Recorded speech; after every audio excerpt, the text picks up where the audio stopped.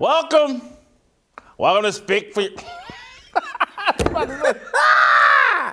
Speak for Yourself. Welcome to Fearless with Jason Whitlock. You still got her on your mind, don't you? How did I do that? You just laying there in bed and just all of a sudden you just... Yeah. Wow. Marcellus!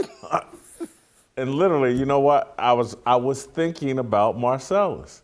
And literally, I was about getting him on this show, and that's what had him on my mind, because we had talked over social media. You still got feelings for him, don't you?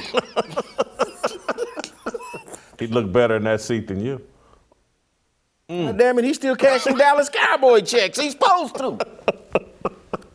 All right, look. Happy Tuesday. Happy day before a hump day. We have a fantastic show planned for you today. I'm not sure if it'll be as good as that Ravens game last night. Ravens, Jason. Yeah, Ravens. I was being screwed up, but it's going to be damn good.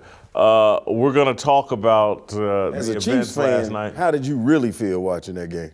As a Chiefs fan. As a Chiefs fan, I felt like this Max Crosby's a problem, and I hope the Chiefs' offensive tackles are ready for Max Crosby. The Raiders' defense looks a little bit improved and a bit more dangerous. That's how I felt, but you know. Yeah. Anyway, Professor Delano Squires, the smartest man on the show, he's going to join us. He's written a column about the Met Gala and just how decadence, and I think he's spectacle. Spectacle is now the greatest resource in American culture right now. He'll explain. You know, D. He'll have a long explanation. We'll roll out to Chicago, talk to Greg Couch. He watched the Monday Night Football game too. He watched the megacast with Peyton and Eli Manning. Did you watch any of that? No. Oh, I'm a basic guy. You're a basic guy? You're a basic guy. Anyway, I watched it. It was pretty interesting. Uncle Jimmy's going to flip me the bird, I guess, later in the show as well. But we're going to start where I always like to start, with a fire. And something that I found fascinating last night. Mm-hmm. Raiders defensive end Carl Nassib did not make history last night. Mm-hmm. He did make progress. Celebrated by corporate media as the NFL's first openly gay active player, the 6-year defensive end made the biggest play on Monday Night Football. Midway through overtime, Nassib sacked Baltimore quarterback Lamar Jackson, causing a fumble. That allowed the Raiders to win a wildly entertaining game. I think it was 33-27 in overtime. In a game filled with Las Vegas scapegoats, Nassib was the unquestioned hero. He bailed out Raiders quarterback Derek Carr, who threw a late interception. Receiver Willie Snead, Ball State product. Pass went right through his hands that led to that interception. Right tackle Alex Leatherwood got a terrible false start penalty on the 1-yard line. And head coach John Gruden, who, you know, if you're going to blame the delay of game penalty that made him eschew the field goal and end up scoring it, that was on John Gruden. It wasn't his fault. He just called the play. That wasn't his fault. He wasn't ready. It all falls on the head coach at some point, Jimmy. It's just like when you crack a bad joke, everybody gets mad at me. No, they don't. They just mad at you, period, from even having me here. Yeah. All right, so Nassib's sack strip wasn't spectacular. He rolled around the left side of Baltimore's offensive line after a stunning defensive tackle washed two Ravens defensive linemen inside, freeing Nassib to blow past an overmatched running back. Nassib hit Jackson from behind, the ball popped out, and one of Nassib's teammates recovered it. The defensive play design had as much to do with the sack as Nassib. That's not said to diminish the effort or Nassib's performance. Injuries forced Nassib into the playing rotation, and he delivered the most important play of the game. Hats off. Here's what I found odd and potentially, Uncle Jimmy, perhaps a sign of progress. Odd and a sign of progress. Nassib won the game, and ESPN, the worldwide leader in sports, didn't treat the moment like a moon landing, which is one big step for mankind. In fact, ESPN appeared to mostly ignore Nassib's sexuality. I watched ESPN's Peyton and Eli Manning special broadcast of the game. I never heard the topic broached among the Mannings or their guests. Although Charles Barkley wore a Nassib jersey on the broadcast, I asked friends who watched the normal Monday Night Football broadcast, and they said Steve Levy, Brian Griese, and Louis Riddick did not dwell on Nassib's sexuality. Last night and Tuesday morning, when I checked ESPN.com, Nassib was not prominently mentioned. This is incredibly odd to me. It appears ESPN went out of its way to downplay Nassib's sexuality. They went out of their way, and what? I'm trying to follow you. They went out of their way to downplay instead of overplay. Let's think this through. The network that showed Michael Sam kissing his boyfriend on a 24-hour loop in 2014 isn't leaning into Nassib making a game-winning play on Monday Night Football. Sam, of course, was the University of Missouri defensive end, and the Rams selected on the final day of the final round of the draft in 2014. A year after Sam's draft kiss heard round the world, or seen round the world, ESPN named long-retired former male Olympic decathlete Caitlyn Jenner the most courageous athlete of the year for telling the world she felt like a woman trapped in a male body. Just a few years ago, ESPN was gloating in media circles about its ability to turn the Gruden-led Monday Night Football broadcast into a shrine for diversity and inclusion. What's going on here? The first openly gay active NFL player decides the only professional football game on television, and ESPN fails to brand the moment as history, rivaling Hank Aaron's 715th home run? Something is right with this picture. I suspect it's Carl Nassib. Apparently, he legitimately has no interest in allowing the media to exploit his sexual desires. This is progress. Nassib wants to be judged as a football player, not by what arouses him sexually. I suspect Nassib and the Raiders asked ESPN to avoid making his sexuality part of the game narrative. Most people who define themselves by their sexuality, whether they're straight, gay, or bi, have little of value to offer the world beyond their sexual organs and identities. The hyper-focused or the hyper-promiscuous straight jock is intellectually and spiritually bankrupt. I do think ESPN underplayed Nassib's big night. It's a positive, feel-good story. His teammates clearly don't care all that much about his sexuality. They celebrated his big play with the same enthusiasm as Derek Carr's game-winning touchdown pass. Nassib isn't the first gay player to be accepted inside an NFL locker room, nor is he the first to make the most important play in a huge game. There is value in Nassib sharing his sexuality. His success on pop culture's most masculine stage, the NFL, makes it less likely that young men who don't fit traditional masculinity standards will be ostracized and bullied. It's not an endorsement of homosexuality. It's an acknowledgement of necessary, healthy progress. Our society tolerates all sorts of sexual sin. It's a horrific mistake to single out one form of it for demonization while celebrating other forms that damage the nuclear family. The demonization and hostility cause a backlash that leads ESPN to give Caitlyn Jenner an award that Bruce actually won. See what I did there? I saw. See what I did there? ESPN, the most courageous athlete was actually Bruce Jenner. Why they would wait 30 years and give it to Caitlyn Jenner is mind-boggling, but that's what ESPN used to do. Hey, maybe Caitlyn Jenner thinks that California gonna give him this election too. This election. That's her pronoun, her. I ain't there yet. I get it. And neither. Listen, and you don't have to go too deep on this. We got Steve Kim coming up. But I think it's interesting, and I think it's calculated on ESPN's part that they're not leaning into this Carl Nassib, historic gay athlete, wins the football game. I think it's intentional. I think someone has gone around to ESPN and said, look, if this dude does anything, we're not going to overplay it. I honestly, when it happened, it was like the gay dude got a sack. That's what you were thinking? But what that. Were you thinking Carl? No. When they said Carl, I'm like, oh, the gay dude. But they never talked about it again. Yeah. They never talked. I'm like, And to me, and that was it. That was the extent of thinking about it. I was like, wow, he just made it. And I was waiting to hear it. And I'm like, wow, so we're not even talking about this. And then I felt like something was wrong with me.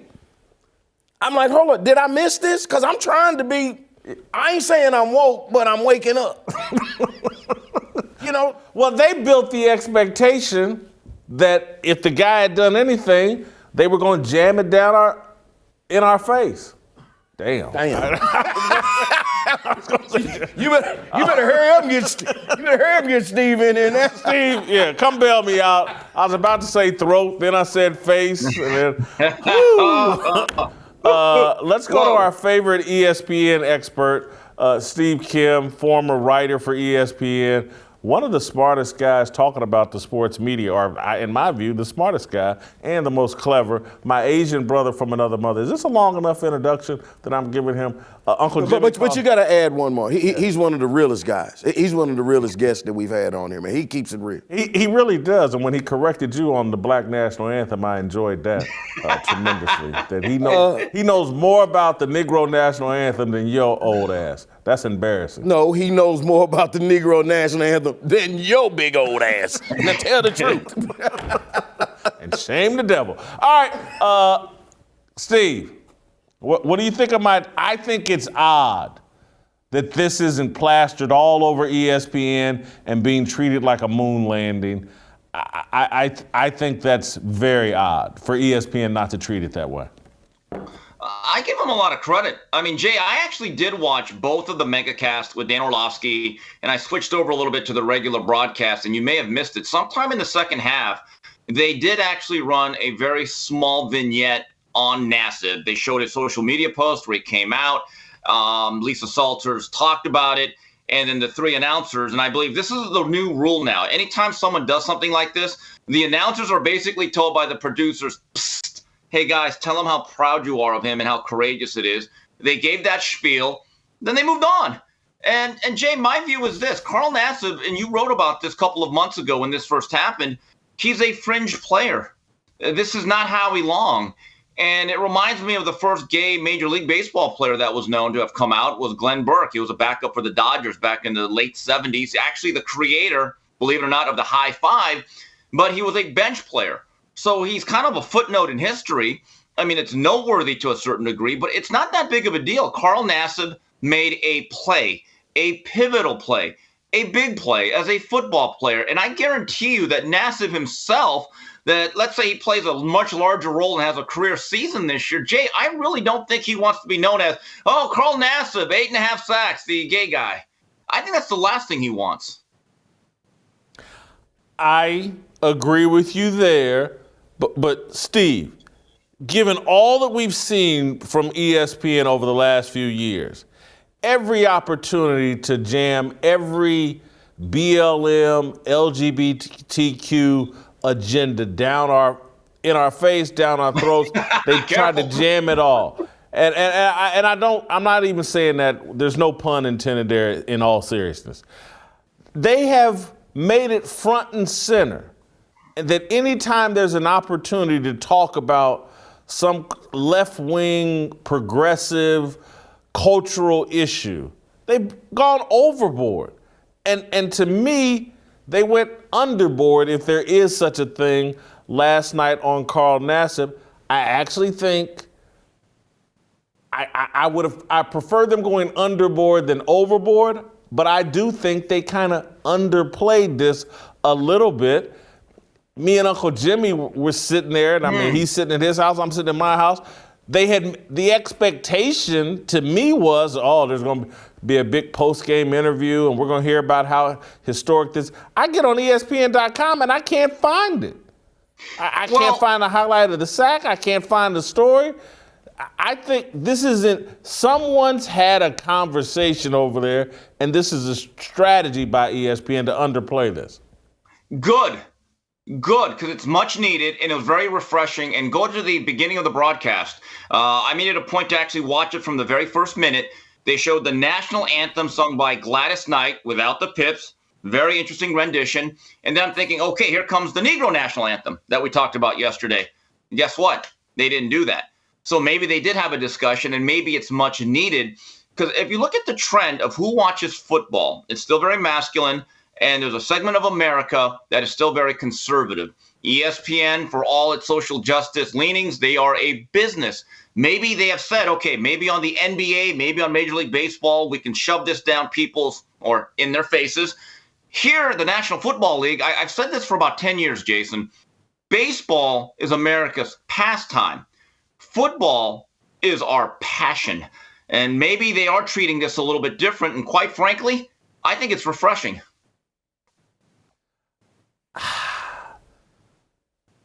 I hate to sound contradictory, and I'm contradicting myself, maybe hypocritical. I don't know. Maybe I'm just being a contrarian, but I don't think they threaded the needle here. There needed to be some sort of focus on this. It didn't need to be like Michael Sam on a 24-hour loop, and here he is, Michael Sam never made a play in the NFL. Michael Sam was a 7th-round draft pick, damn near the last guy drafted, and they turned him into the biggest deal ever, and that kiss was just everywhere for damn near a week. And they were trying to put it in our face. Caitlyn Jenner, that whole ESPY award, most creative, that's just shoving it in our face. That's going way too far. They needed to back up from that. But on this particular deal, and I say this as someone who, I was never a bully, but I certainly, as a kid, was involved in stereotypical jock culture. Stereotypical, the kid that's more effeminate, the boy that's more effeminate than me and my friends. I wasn't a bully, but I wasn't a guy that stood up and said, "Hey man, we ain't doing that. Cut that out." And I have seen, my memories of kids that didn't quite meet the masculinity standards. I do think that Carl Nassib, even though he seems, real as masculine as any other football player, I do think having this type of role model removes a lot of the stigma and the hostility and the bullying and the ostracizing of young boys who don't fit the stereotypical standards of masculinity. And that's why I think it's worth putting a bit of attention on Carl Nassib and what he accomplished last night. Well, Jay, let's go back to Michael Sam. That was 7 years ago in 2014. Michael Sam was the SEC Defensive Player of the Year at Missouri. I remember that season. He was a very good player, and all that coverage came, I think, in the third day of the draft. At that point, you're running out of features if you're ESPN or the NFL Network. You're looking for anything to really feature, to highlight, to show the vignettes. You've run out of the stories of the first-round draft choices. Even the commissioner's gone home. He doesn't care anymore. And they have fans out there making draft pick announcements. So that was filler. But again, at the SEC college level, which he had just graduated from, he was a major player for that 1 year. So that's a story. When it comes to Bruce Jenner, this guy was an American icon. He's one of the first athletes that I knew of. And for many years, he was the face of Wheaties. So we're talking about this iconic figure that most of middle America, the general public, knew. When it comes to Carl Nassib, unless you are an NFL hardcore fan or a Raiders fan, nobody knows who Carl Nassib is. And just the fact him making a play is treated like another football play, like you said, that's progress. And the way ESPN handled it, I actually applaud it. I think they did a great job last night of really showcasing a highly entertaining contest. Steve Kim is defending ESPN. That's not his role. No. Well, I think he's trying to. It's an opening with Stephen A. Smith on Tuesdays, No. Wednesdays, and Thursdays. Is that, No. is that why he keeps saying Michael Irvin's the only one good enough to be with Stephen A. Smith? Well, I think that Steve Wise guy would do pretty good here. I mean, if we get him over on Tuesdays, Thursdays, we could use him a little bit over there. But wait a minute, guys, let me just say one thing. I am the Korean Cosell. I call it the way I see it. I mean, if something is good, I'm going to see it. If something is bad, I'm going to see it. If something is ugly, I'm going to say it. Like even today on First Take, you know a guy I like that fits in well with Stephen A.? Give him the damn mic, Keyshawn Johnson. I actually think he's damn good. And it's entertaining. He has bombast. His ego is big enough, and he's not afraid to back down from Stephen A. And I've begun to realize this as more as I study that show. When you're with Stephen A., you don't have to bring the knowledge, although that's important, like I said. You better bring a big ego. You better bring an ego that's as big as his. And if you don't back down, you're fine. And I'm going to give ESPN more credit, as this might be my last appearance on this program. Your tweet last night, Jason, got me going. When you said, I like the Mannings here. So that piqued my interest. I went to my ESPN Plus. I had my laptop, and I had the game on the big screen. But the Mannings I've heard. I'll do that next week. So I went to the MegaCast. Their other one with Mina Kimes, Marcus Spears, Dan Orlovsky, and Laura Rutledge. As a football fan, I want to give Laura Rutledge credit. She opened my slanted eyes. I was blown away by her knowledge and her ability to bring back facts and analysis. It's not just reading stats. And Dan Orlovsky is great. Stop. You just broke every rule in the book. Come on, man. You can't do that to me, Steve. You know my history with Jeremy Lin. You can't crack that joke. But I did. Trouble for that. But I did. Oh my God. He's worse than you, Jimmy. Yeah, I mean, he talking about Caitlyn Jenner was the face of Wheaties. I was going to say he was the face of Whitey's, but I mean, now. The Korean Cosell is just on. Yeah, but good gosh, I'm not even gonna say that second one. So hold on. I don't want to stop your point because I did not know about the MegaCast or that version of the MegaCast. And so Lauren Rutledge did a good job. Right, because it's easy to recite facts and stats. I do that. You can go to a box score. But she's actually breaking down cover 3, quarters coverage. How do you attack this one? What receiver is really good against man press coverage? And then Orlovsky, who I think is really the star of that show, he's the centerpiece, breaks it down in a football way. If you ever want to learn about football, and I've had this experience, if you watch a football game with a quarterback that at least played college football, guys, they will teach you the game literally as it goes on. I've had the chance to do that with Rudy Carpenter, had a chance to do that with Brad Kaya, and with Dan Orlovsky, all of America gets that opportunity. It really is a football education. So you've taken me someplace I wasn't expecting to go, but it's a thought that ran through my head today, and I'm going to give you the opportunity because you watched this MegaCast. I saw today, this morning on ESPN, they brought, there was a male host, and they brought Mina Kimes on to break down football. And she's wearing a little tight dress. And I'm just keeping it real. We can do that on this show. She's wearing a little tight dress. And she's breaking down football like she's Dan Orlovsky or Marcus Spears. And I just got to be honest. You didn't hear a word she said. I actually did. I actually did hear what she said, and I didn't think any of it was all that insightful. It sounded like someone who had never played football that was just kind of rattling off a few little stats and highlights. But on this MegaCast, and I know you're talking about Lauren Rutledge, but she's Mina's better on that, or that was more enjoyable? I'll be honest, that MegaCast was the Dano show co-hosted by Laura Rutledge, and they had a couple of gambling guys in Vegas that played a side role. Marcus Spears does not really do much on that show. Mina Kimes, I'm kind of with you on that. Look, in a situation like that, as someone who covers boxing that didn't fight, Larry Merchant once taught me, Steve, don't talk like a fighter or trainer. It's not really your job. Your job is to be an observer. That's what our jobs are as journalists and writers, Jason. You know that. We didn't play in the NBA or Major League Baseball. We make observations. Mina plays a role, and look, I give her credit in the sense that she's been around Dan Orlovsky a lot. She must have learned something.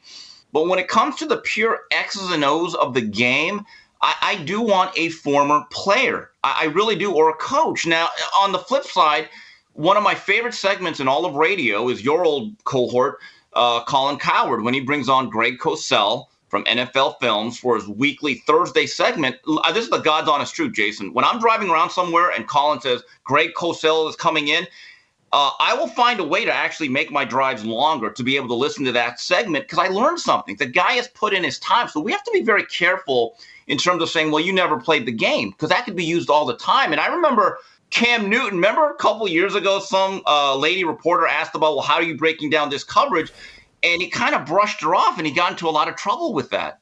So we all got to be careful in terms of, like, you know, questioning someone's qualifications or if they should be allowed to talk about certain subjects or aspects of the game. Steve, I'm going to say this. Here's why I say that, because one, I think football's a little special case. Everybody plays basketball. Uncle Jimmy, my mother, you, Corey. Mother almost married Oscar Robertson. True. They did go on. I think they went to the prom together. But anyway,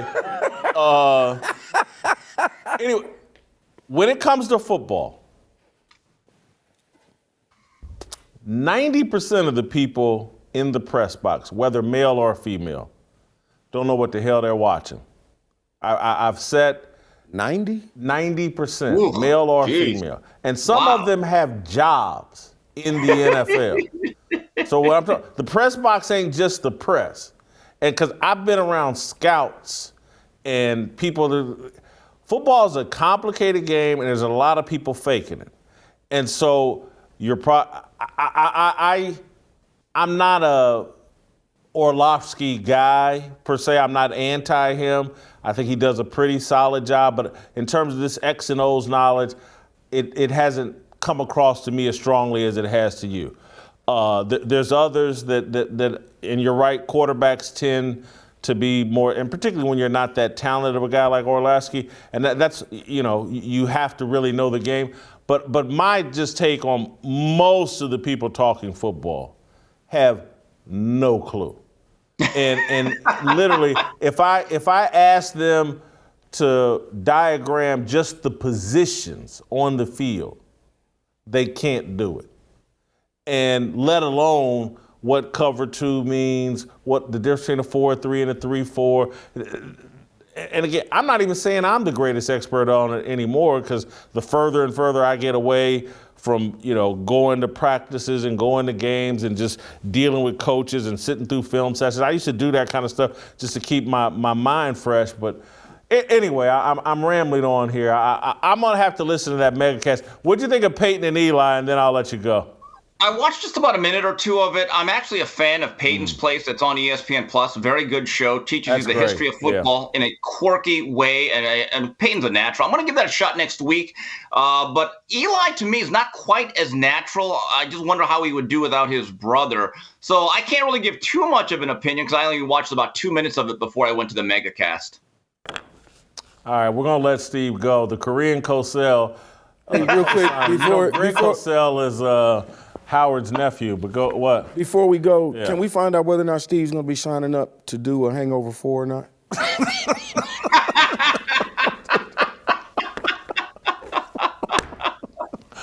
I think he is, Jim. Okay. I was going to say, I want tickets. That's a pretty good franchise, Hangover. Yes. Why would he leave? I love him in it. Why would he leave? All right, our friends over at Built Bar have become an important part of my daily routine, especially in my fight with my gut and to shed this weight. It's going great. Their protein bars are low in sugar, and most of them are under 150 calories as well. Even more importantly, they're full of great taste and flavor, with tons of great flavors to choose from, like cookie dough, chunk, mint brownie, coconut almond, and the new flavors, peanut butter brownie. Built Bar, stay innovative to keep giving you the best product possible. You'll never look at those grocery store protein bars the same way after trying Built Bar. But stop wasting your time and quit waiting. Go and order your very own Built Bars now. Go to Built.com and use promo code FEARLESS to save 15% off your first order. Use promo code FEARLESS for 15% off at Built.com.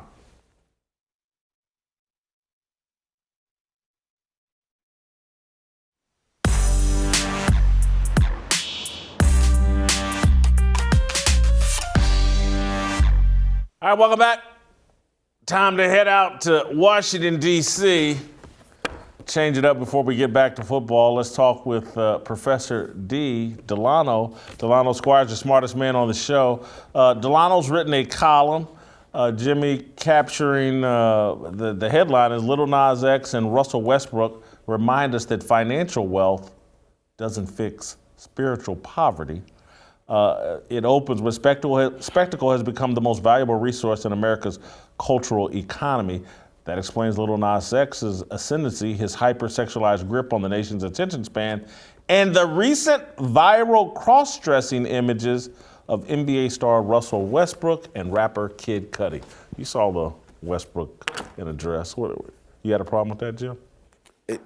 I don't think that dress really represented his skin tone properly. Jim, he made the biggest faux pas of all time. He's wearing white and it's after Labor Day. But I've just been very responsible, I think, in my conversation with Carl Nassib. I'm not a big fan of Russell Westbrook in a dress. So I'll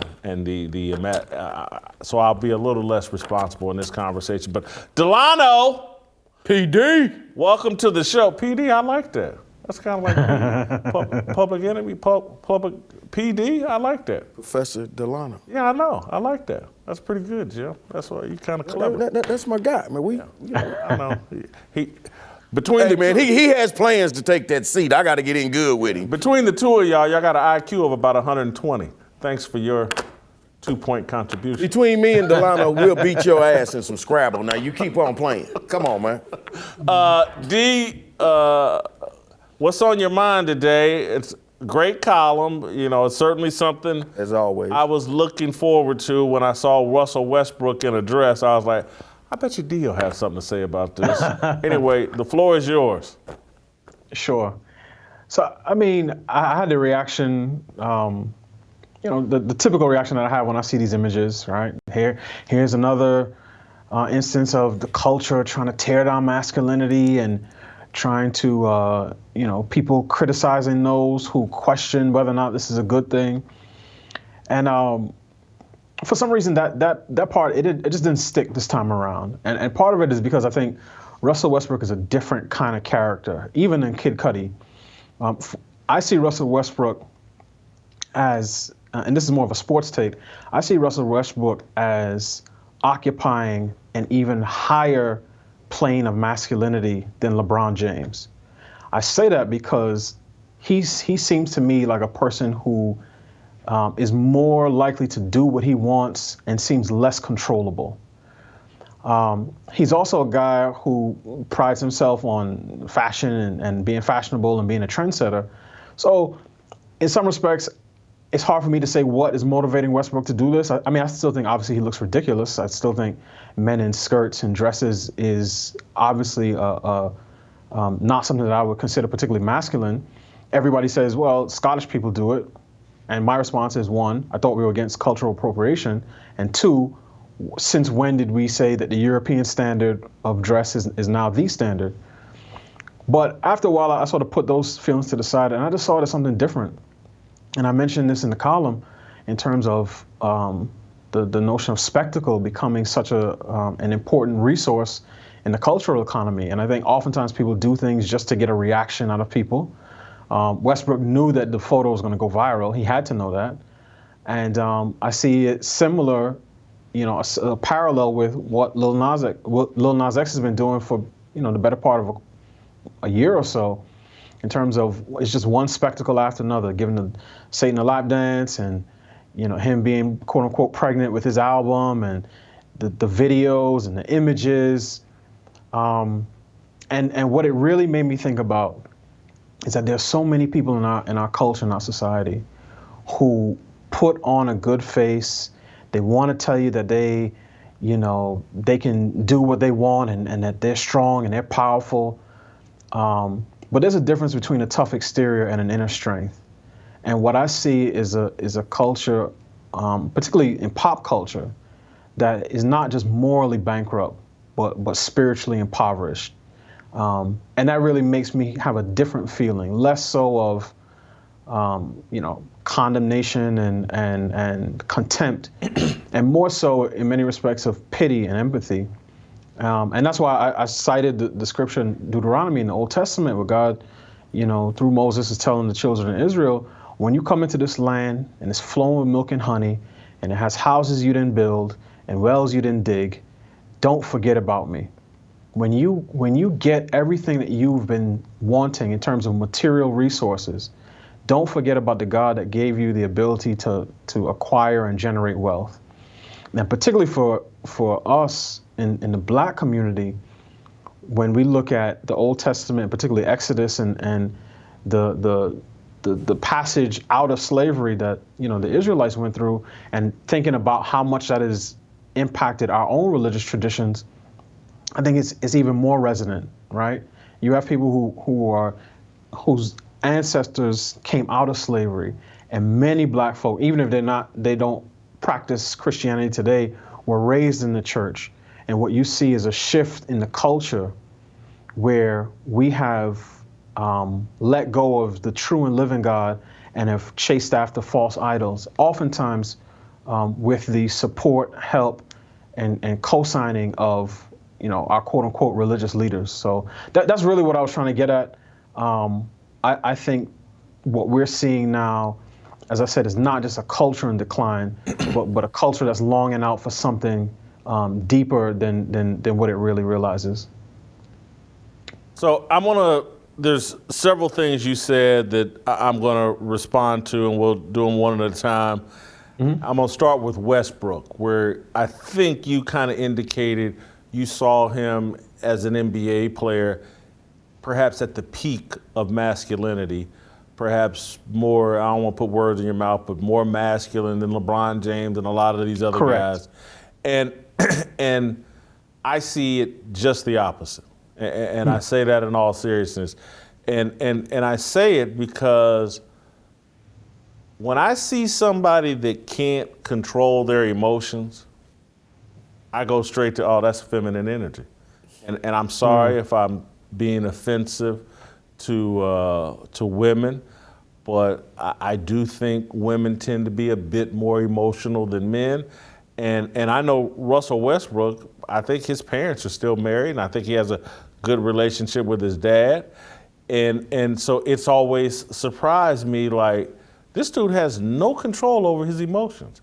A little kid taps him on the rear end at a basketball game, and he wants to scold him. He wants to argue with fans in Utah. You want to beat up the man's wife? Yeah, in Utah. And I look at the way he plays. He plays an emotional, illogical style. And that he's part, to me, of this movement of that's convincing everybody, oh, you gotta get in touch with your emotions and you gotta express them, and that's the key to happiness. And I just don't believe that.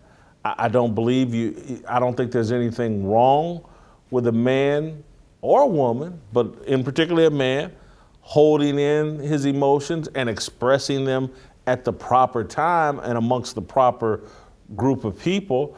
But a lot of what I see just like in gang culture, when you're short on intellect and long in emotion, you reach for a gun and settle all disputes that way. It's an emotional, feminine culture. It's conflict resolution. If women had the same physicality as men, they would solve their problems the way idiot men do, who have no control over their emotions. And the only reason why they don't is because they don't have that kind of physicality, in my view. And so when I would see Westbrook showing up at games, dressed the attention getting way that he was addressed all the time and always constant, I looked at that the entire time and was just like, he got a secret, and he gonna tell that secret at some point. And he put on, I don't know if it was the humiliation ceremony that they make a lot of these guys go through to get let into the club, but that's what we just witnessed. You guys the young people call it sus. Sus. Sus. What does that mean? I guess you're a little suspect. I don't know. Anyway, so that's my take on Westbrook. If you had a short response to that, D, have at it. Yeah, so I think in many respects, I agree with you, 100% in terms of being able to control one's emotions is a mark, one, of wisdom, and certainly of healthy masculinity, right? That doesn't mean you never fight. That doesn't mean you never get angry. It just means that you are in control. You are doing. You're not just responding to what other people are doing. I made my comment about Westbrook, and again, my views on that have changed just seeing what he's been doing over the last couple of days. But to me, and I'll use an analogy I use often, I see Westbrook as more of a Bronco, right? A guy who is, in many respects, uncontrollable. And what I'm saying is, in many respects, I see LeBron as more of a gelding, right? But between those two is a healthy balance, which is a stallion, which is an uncut male horse. LeBron is packaged, marketed. He will say or do whatever. He talks a good game when it comes to social justice, but when Daryl Morey speaks out on protesters in Hong Kong, then he's given the approved speech from the CCP, and he's saying that you need to know what you're talking about, or you're going to hurt people spiritually and financially. That was a total gelding move to me. As I said, I think what we're both saying is a healthy masculinity is the uncut stallion who's in control, but still has some virility. And as I said, I see Westbrook, or I saw him more as a Bronco who is wild and uncontrollable, which does affect his career, but he's two steps away from the other guy. I may have to reevaluate that, but that's what made it so surprising. And Jason, I'll say this. I think that's what makes it, in many respects, much more of a powerfully demoralizing image than Kid Cudi, right? Kid Cudi seems like a guy who is just, I wouldn't be surprised if he's dealing with, sort of deep depression and all sorts of other issues, right? He just doesn't seem like a person who's very well, as is the case with a lot of rock stars. So I'd sort of put him to the side. But when you get a guy who to this point has been, in many respects, uncontrollable, and you get him to wear the skirt or wear the dress or kiss the ring, I think it in many respects sends the message like, if we can get this guy, we can get anybody.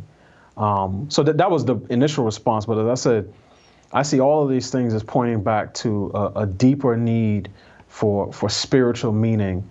And even though these guys play team sports, I still think there's something deeper even in that. And oftentimes, I hear you, Jason, talk about it. I've heard Uncle Jimmy talk about it. I talk about it. That feeling you get when you are around family and around loved ones, that feeling of contentment and peace, that's something that a lot of folks in Hollywood and corporate media are trying to imitate and mimic. But what they're pushing is not the real deal. D, I got a question for you. I don't know if you heard the opening monologue, but last night for the Raiders, Carl Nassib, openly gay football player, right? Mm-hmm. Okay, let's say openly gay white football player. Made a play last night. His sexuality barely came up. But the only thing that we seem to be talking about all weekend is Russell Westbrook, Kid Cudi, and Nas X. Explain to me how 3 black men is dressed in dresses all weekend, and they are claiming to be athletes, but the white man that says he's openly gay that plays football, he ain't in no dress. Didn't nobody talk about his sexuality, but we as black men run around here in dresses. How is that? I mean, I don't know if that makes sense or not. Clarify your question, Jim. I'm trying to saying the media reaction is different, or are you saying Carl Nassib is presenting himself differently than these guys? I'm asking, is it the media? Or what is it? Because Carl told you, I'm blatantly gay. But all I see him in is in his football uniform. That's all I see. Well, I don't see him dressed up like I see these guys dressed up. Well, Carl Nassib, I'm pretty sure I read up, he comes from a really tight-knit family, football family. Both parents, brothers has played football, and I think Carl Nassib has made a decision on how he's going to carry himself in his sexuality, and I think he's let that be known that, yeah, this is how I get down, but I'm just a guy, and I'm just a football player, and he literally has said he wants to be known as a football player, not as the gay football player. As I said in the opening, I think he's putting boundaries up in terms of how the media is going to portray him and how he's going to present himself. He doesn't have any shame about his sexual orientation, preference, whatever you want to call it, but he does have a specific way he wants to be seen, and it doesn't appear at this point to be as flamboyant. And Jim, and D, I'll let you jump in here with this handoff. Now just keep in mind, there is within black male culture a flamboyance in terms of style of dress. Again, even a masculine black man may wear more colorful suits than the average white guy. If you ever Me and Michael Irvin, we might. Go ahead. And Shannon Sharp. Michael Irvin and Shannon Sharp. Okay. If you saw the way I used to dress on Pardon the Interruption or whatever, I got some Masterpiece Lounge in me, and I used to sit on TV with a hat on just like you, and so there is that part of black male culture, but then there's this line that goes where people just. Cam Newton is extra. Russell Westbrook is extra.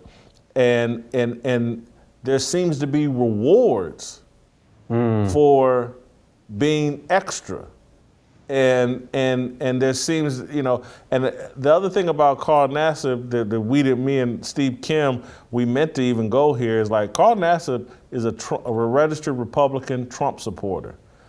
That might be why the corporate media is not putting him on their shoulders and running around like he's Hank Aaron and just hit 715. He doesn't support their total agenda. Jason, can I be blatantly clear about what I want to say before we go to D? Yeah, back in the day when I grew up, when we grew up, when you talked about devil worshiping, to me, that was that white boy's crap. That's what white folks did. And we didn't do that mess. They did it. But nowadays, we doing it, i.e. Lil Nas X.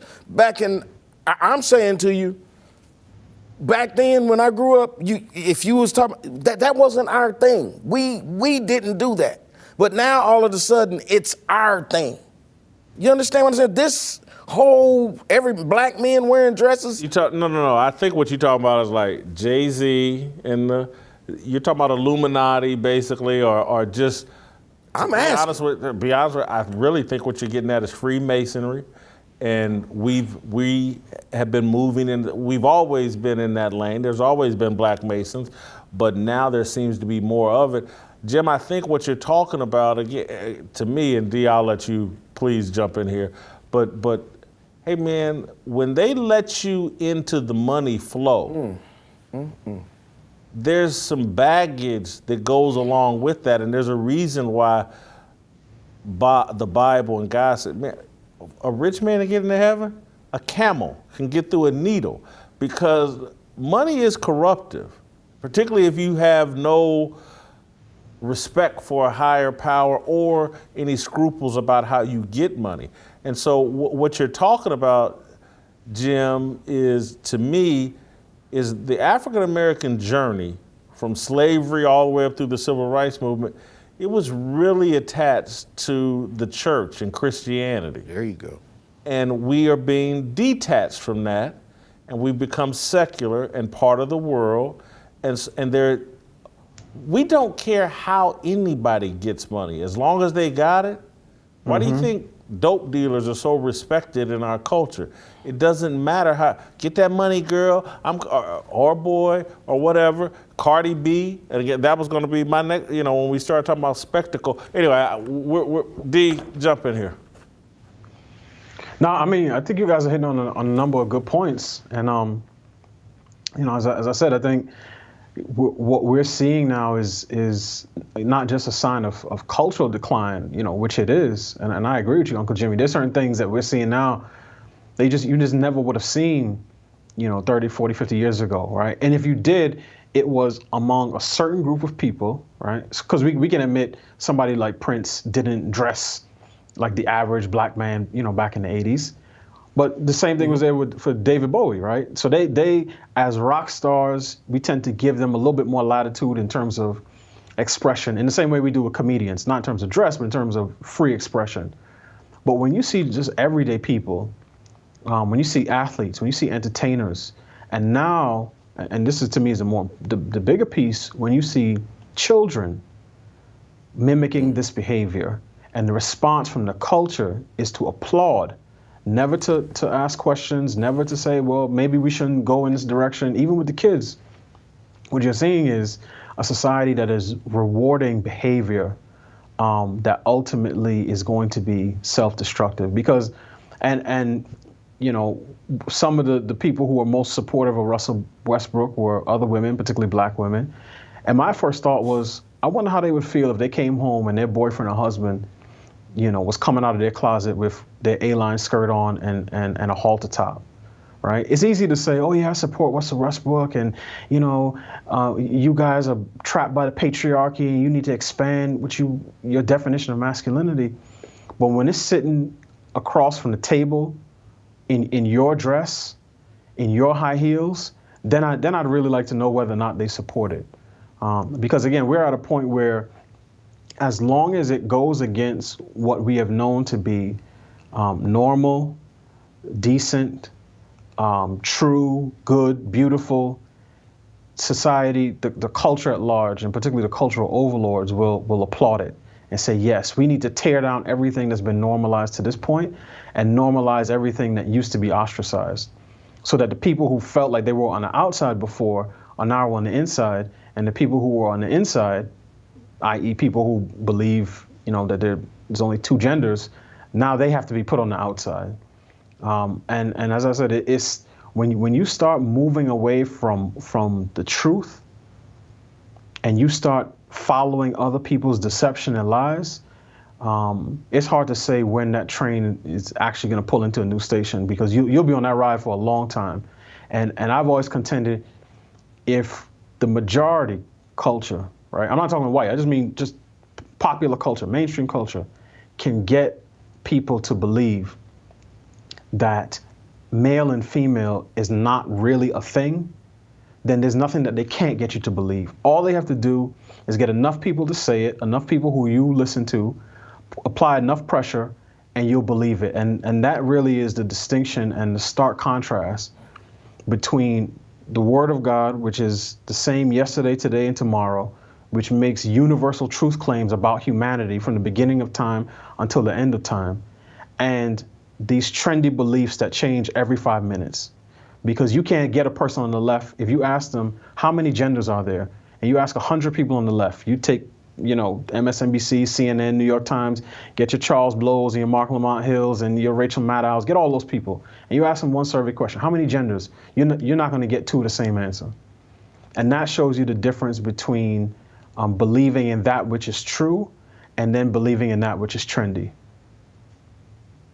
So Delano said something, or I'm pretty sure it was Delano, so I want to piggyback off of, in terms of, we gave performers a wider lane to walk through, and they pushed the envelope.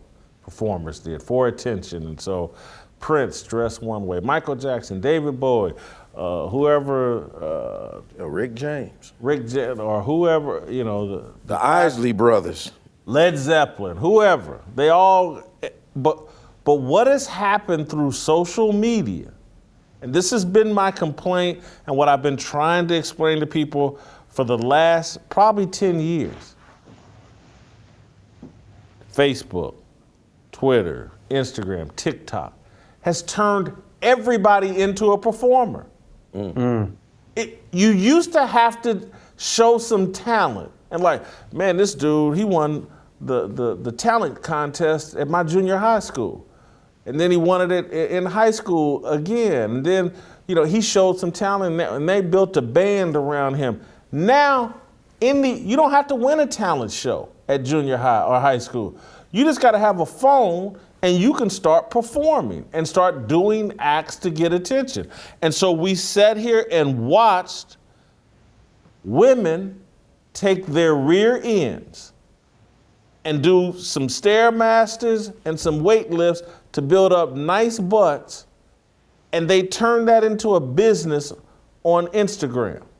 Come look at my butt. I'm putting out a new butt picture every day. And her butt was the performance. And it started generating, and then other people, well, I got a butt, and I got a gym membership. I can do it too. And then the next thing, TikTok comes along, and all you got to do is come up with a little dance. And so, I can dance, I got some rhythm. Everybody thinks they're Prince and Michael Jackson. Rappers, all of Tashani X9 or whatever, they just put tats all over themselves. Anything they can do to get attention. They don't have to show any talent. They don't have to be. Tech Nine Jimmy is like a great rapper. Yes, he is. A great rapper.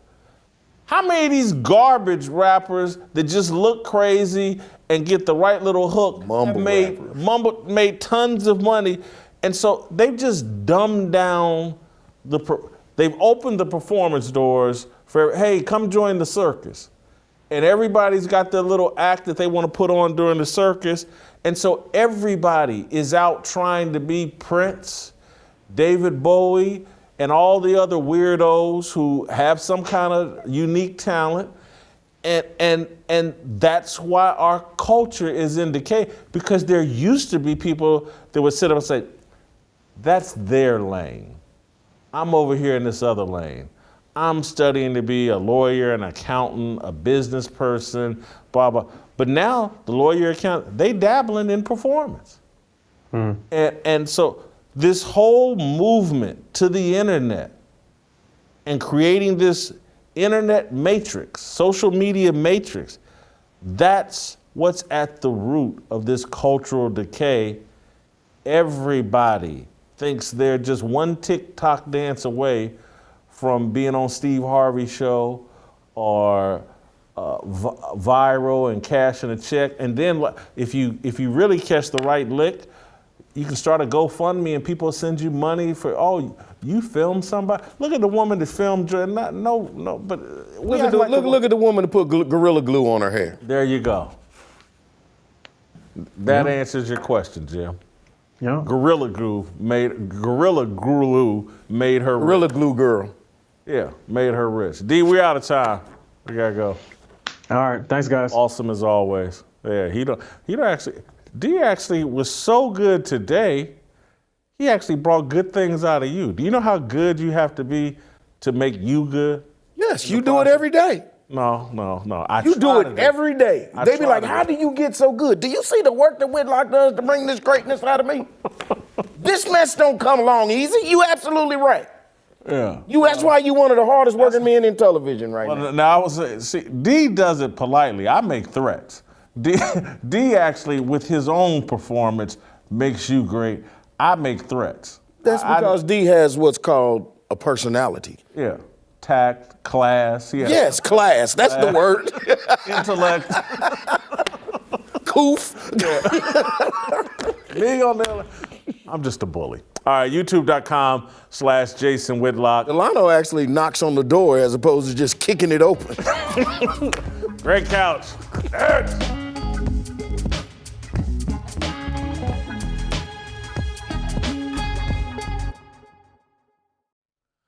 Welcome back. Fearless with Jason Whitlock. Uncle Jimmy's still here. All right, we're going to roll back into the Monday Night Football broadcast last night. The Raiders and the Ravens played an absolutely crazy football game, and it was probably matched by the craziness of ESPN's broadcast last night. They had 3 different versions of that Monday night game. You had the regular broadcast with Steve Levy and Louis Riddick and Brian Griese.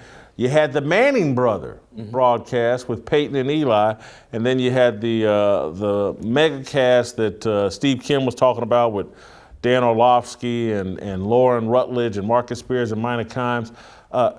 The big draw, though, was Peyton and Eli. Greg Couch. But you do understand if you go with 3 of them, one of them got to work. I mean, you know what I'm saying? One of them got to work. I mean, hell, they could have put me and you on there. We could have got some numbers. Might have been better than all 3, Jim. But Greg watched the Manning brothers. That was the big story last night, the Manning brothers and their Monday Night Football debut. Greg has written a column where he calls it basically the future of sports broadcasting. Greg, what did you like? Why was it a success? I like that it seems so interactive instead of people just talking to me. I think those guys seem genuine. And I like that we got into the heads of quarterbacks and the way they think, during a game. It was just funny watching Peyton go, onside kick, onside kick, onside kick. It's like a 5-year-old watching a football game. And these guys are nerdy and geeks still, and they're making fun of each other as brothers. I just thought the whole thing felt genuine. And yeah, I could see this being the future. It scares me a little bit to think about who they might try to duplicate that with. But yeah, I just had a really good time. I just had really enjoyed watching the game. I would say the only thing that's negative is their faces were on the screen the whole time, which you needed to see their reaction because Peyton just kept going, and rolling his eyes and, doing that. And, so you need to see them, but they sort of overwhelmed the game a little bit. We had this amazing game. I think it would take a little training for viewers to actually keep watching a game like that, where the announcers are basically having a talk show, and understand what it's to be able to still focus on the game. But overall, I just really liked it. Of course he liked it. Of course he liked it. Why you say that? Greg, because you sat up there and watched the Mannings with your bland ass. Of course you liked it. Greg, you need to put you some hot sauce, some seasoning salt or something on your food. That's what the hell's wrong with you. If you was one of the Manning brothers, you'd be Eli. Man, if you don't step your damn game up, come on here, man. I think that's the future of football. Well, I bet the hell I won't be watching it. What? First of all, come on, man. First, I'm gonna tell you why he's right and why you're wrong. And I was very busy this morning. I would have said this to you, Greg, this morning. Why you're right. I look at this whole Manning thing. It's a training ground for Peyton and Monday Night Football. It's Peyton, not Eli. I got it, but again, this is what makes Peyton comfortable right now. Working with Eli, not working with somebody else. And to me, what I thought is if I were Steve Levy, Brian Griese, and Louis Riddick, and they're putting the Manning brothers on opposite me, yeah, that's like moving in a girlfriend into your home and she's 20 years younger than your wife. And your wife, you think your wife's gonna go for that? We talked about this yesterday on the Bible story. So I feel like there were just the bones of something there. Whatever Peyton Manning ends up doing in broadcasting, I don't think it's gonna look like what we saw last night. There was some, I didn't know if Eli offered much, but I do think Ray Lewis, Barkley, Russell Wilson, Travis Kelce, and somebody else I may be missing. Those little guest appearances, I thought that was kind of cool and fun. Did you see Russell Wilson's wife? Go ahead. Yeah, I did. Okay. But yeah, if I were the regular Monday Night Football broadcast crew, I don't know if I would be pleased with this. I was looking at the preseason press conference those guys had, and they were talking about how they need to be more conversational, and they understand now that they need to talk to each other more. I mean, they had a whole season of this, and now they're being told, hey, let's be conversational and natural. And meantime, you look at the Manning brothers, and that's all they were, just clowning around and having fun. I mean, hearing Peyton make fun, or Eli make fun of Peyton's head, the size of his head. And also they were interesting too, just the way they analyzed the game. And the one play when Lamar Jackson fumbled, and they talked about how the guard and the tackle pulled this way, and the running back had to stop the defensive end coming in that way, but he didn't go out far enough. He said, so the defensive end got too close to Lamar, who got spooked and took off and didn't put both hands on the ball. And it was pretty quick thinking the way they described it so clearly. So it wasn't just the clowning around. They gave a lot of football stuff, and But again, it would be hard to think of who they're going to put in their place. And I'm not sure Peyton. I think you're right. I think they're training Peyton for that job. I think Peyton wants to be trained as an owner, though. I think he and Jay-Z and Jeff Bezos maybe get the Denver Broncos next year. I think that's more what he has in mind. So maybe he's looking for a quick out, and that's why he's only agreed to 10 shows. I would. Why Jeff Bezos would be in partnership with anybody on owning the football team? He could own the whole National Football League. But I'll say this about Peyton. The intensity in his eyes as he watched the game. Yeah. And, I mean, he's really, really into football in a way that Eli isn't. And both of them were quick to diagnose what was happening on the field, but you could tell, like, Peyton's love of the game comes off real well.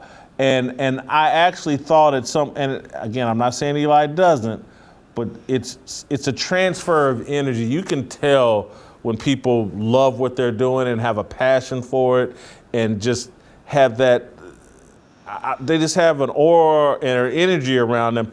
Peyton has it. I would like to see, and again, Peyton, I'm sure, is in this with Eli for the long haul, but I would have loved to have seen Peyton and Ray Lewis.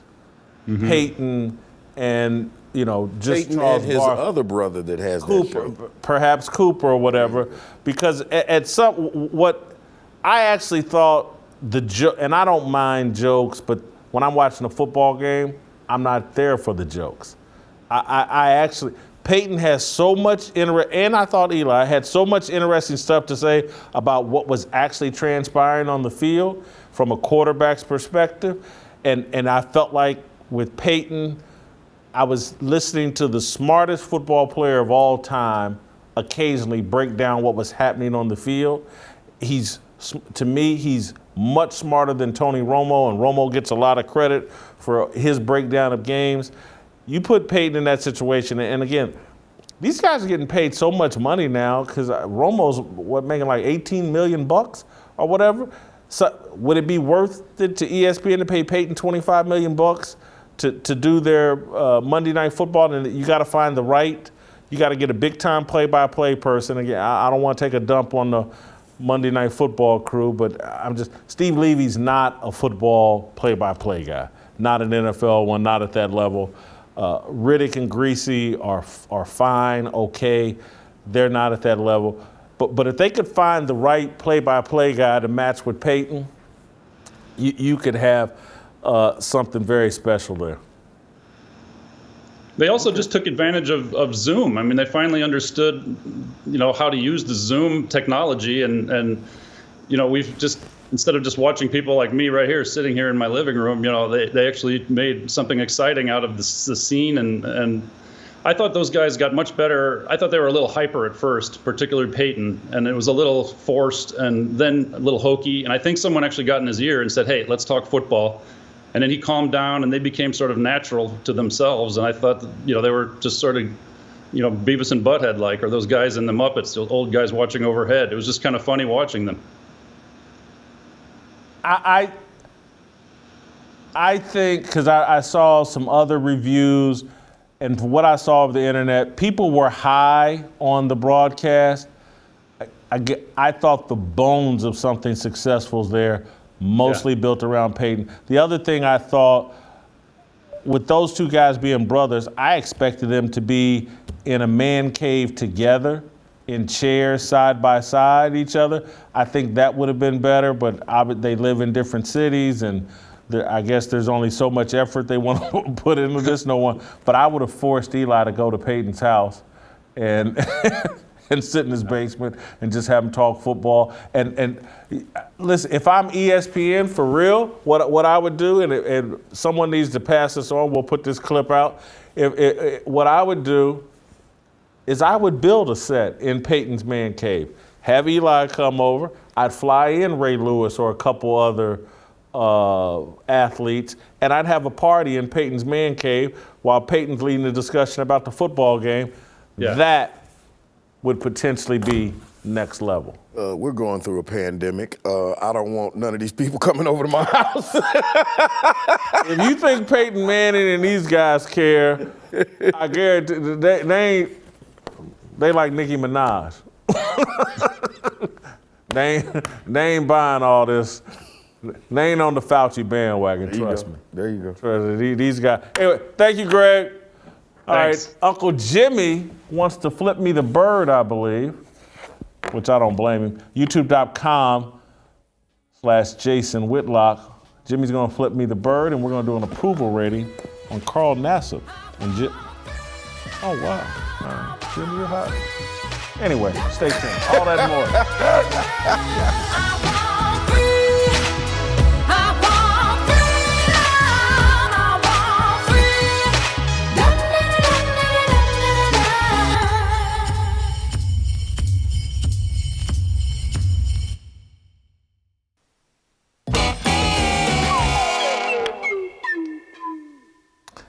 All right, welcome back. Jimmy, you're kind of feisty today. You want to flip me the bird. You were brutal. Man. You were brutal to Greg Couch. I thought that was your guy, man. Greg is my guy, man, but Greg kind of remind me of Roman noodles sometimes. Roman noodles or ramen noodles? Roman noodles, you know what I'm talking about. Them things that keep you alive during college. Damn it, if you ain't got no hot sauce, they sometimes just don't work. Anyway, go ahead. Why you want to flip me the bird? Well, man, I just need to check out. I need to know if you know what's going on these Twitter streets, man. Have you checked out what's happening this weekend? I thought I did. Just in these Twitter streets. I thought First I did. of all, well, let's get down to it then.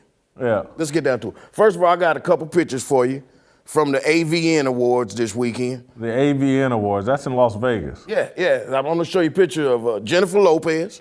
That's not. That's not the AVN Award. That's the MTV Awards. Well, look, look? I'm telling you what I thought it was. Okay. Then you had the picture of what's her name, Chloe Bailey. You see her? No. Well, don't tell me what. I know what the hell. That's the AVN Awards. MTV. That's not. Then you had Megan Fox. Yeah, she definitely ain't at the AVN. That's MTV. Okay.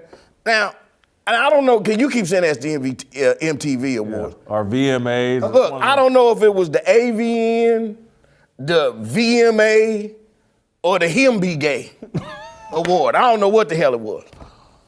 All I know is that Nicki Minaj was supposed to be there. Okay? And due to the fact... You almost called her when Nicki came on. Anyway, I thought you was about to say something else. All I know is Nicki Minaj was supposed to be there. Yeah. Okay? And for whatever reason, she gave her reason for why she wasn't there. Okay? And I don't know what happened, but somehow or another, Nicki Minaj and Joy Reid had what I'd like to call a knockdown weave drag out. Okay? See, evidently, Nicki was supposed to be there at the event, and she wasn't there, okay, because she hadn't got her shot yet. Okay? And she was Nicki Minaj is unvaccinated. Yes, and she was very, and she was unvaccinated, which I thought that's what you're supposed to do. If you ain't had the shot, and if you ain't had it and you ain't been vaccinated. Yeah. Okay, that's what you're supposed to do. But then later on, she posted out a tweet saying that her cousin's nut testicles has swollen up. You know, now I did see this tweet. Okay, now I know you might think I'm kidding, but somehow or another, her cousin's nuts made it on Tucker Carlson before I did. You think I'm lying? Look right here. Now, out of nowhere, here comes... Tucker Carlson was talking about Yes! Nicki Minaj's cousin. Talking about his nuts. Yes. Look, that's what I'm saying. I don't figure out he made it before me. Now, this is going on, and out of nowhere, here come Joy Baby Boy Reid Out of nowhere. Let's look at this clip and see what Joy did here. Come on. People like Nicki Minaj, I have to say this. You have a platform, sister, that is 22 million followers. Okay, I have 2 million followers. You have 22 million followers on Twitter. For you to use your platform to encourage our community to not protect themselves and save their lives, my God, sister, you could do better than that. You got that platform. It's a blessing. It's a blessing that you got that people listen to you. And they listen to you more than they listen to me. For you to use your platform to put people in the position of dying from a disease they don't have to die from, oh my God, as a fan, as a hip hop fan, as somebody who was your fan, I'm so sad that you did that. So sad that you did that, sister. Oh my God. Oh my God, sister. So sad. Sister girl. Oh, I'm so sad. Okay. She's so phony is what she is. I'm almost say so effing phony. That's what she is. Anyway, go ahead. She opened up them floodgates for Nicki. Okay, that's what she did to Nicki. And therefore that made Nicki lay them hands on her on Twitter. Oh, wow. Okay, so Nicki responded back, and I love this. She said, 2 white men sitting up there nodding their head caused this Uncle Tamia doing their work. How sad. Okay, then, wait a minute, hold on, I ain't finished, because then after that, she hit her with the 2-piece. She hit her up. She said, this is what happens when you're so thirsty to down another black woman by the request of the white man that you don't bother to read all my tweets. My God, sister, do better. Imagine getting your dumb ass on TV a minute after a tweet just to spread a false narrative about another black woman. Damn, this was a knockdown, weave out. Knockdown, drag out, weave out. Yeah. Now, see, I know some of y'all think that Nicki's wrong for beating up on a senior citizen. Okay? But I'm here to tell you that if you look at Joy Reid's forehead, you can't tell me it don't look like she been busted in the head with a bag of nickels a time or two. Huh? See, but then it got good to Nicki, okay? Because she done already beat up one elderly person. So right now, she's just throwing bolos. Did you see what she said to Marilyn McCain? Meghan McCain? Okay, Meghan McCain, same thing. Meghan McCain wanted to get into this little thing. And you know what she told Meghan McCain? Eat shit. Eat shit. I don't care what you got to say. We heard you the first time. I'm just saying, that was the tweet. Yeah. I mean, that pretty much ends it at that point. You don't really got nothing else to say. Sounds like I missed some fireworks. I saw. Hey, man, they need to leave Nicki alone. Yeah, they really do. And Nicki done got a little brutal since she done left Chicago. I'm just this COVID thing and just trying to force everything on people. And all this phoniness. Oh my God, sister, that's so sad. You can force people to die. Everybody, come on. Well, you know what I think, Jason? I wonder if how much of this is you're actually, because Nora, at one point a couple years ago, Nicki was the height of the industry. Nicki is actually just dropping some basic knowledge about how she feels and what her family's going through. But you're trying to downgrade her because she's not with what everybody's saying. You trying to you making her look bad. No, they're trying to bully everybody into everybody. And oh my God, if you don't rant and rave and scream that everybody get the vaccine, people need to do what makes sense for them. We need to get up out of each other's business and trying to tell everybody what makes sense for them. What makes sense for my fat, overweight butt may not make sense for some 35-year-old who's in great shape. And Joy Reid needs to shut up because she ain't saying what she really believes. We done seen the blog posts and all the stuff from her past and what she really believes. Can I ask you a question? The whole thing, this is a serious point. The whole thing she does on that show is phony. This woman was raised in the church and had church values. She done sold out for money. And now she's down with any and everything the left tells her to be down with. If the left told her, if Rachel Maddow came in her dressing room and said, "Hey, baby girl, don't say that. And you got to go spit on your mama to prove that you down with her. Joy Reid would go spit on her mama. These people don't stand for nothing. They want to sit up and call this person a sellout. They the ones selling out. Go look at her old stuff she wrote on her blog about what she really thinks, and then go compare it to what she says on MSNBC, and then go look at the paycheck they gave her to say that stuff she don't believe. But oh, I'm the sellout. I'm sticking to what my grandmama taught me in the church and what football taught me. Okay. I ain't never moved off of that, and I never will. There's no check they can cut me to get me to move up off of that. So, this is supposed to be a funny segment. Let's go to the approval rating for Carl Nassib. We're going to run through this quick, Jim. We got to get out of here. Job performance, I got him at a 17. I give him a 25. How do you give him a 25? The man came off the bench, made one play. The man made 3 sacks, got 3 tackles and got 1 sack and a strip, and it was a fumble. It was a big play. That's why I give him. There you go. That's a 25. That was his job. He did it. It won the game. There you go. Come on. Character, I'll give him a 20. He's true to what he is. That's authenticity, Jim. No, he's a character. Oh. He's a character. He's an NFL player, and he did what he's supposed to do last night. 25.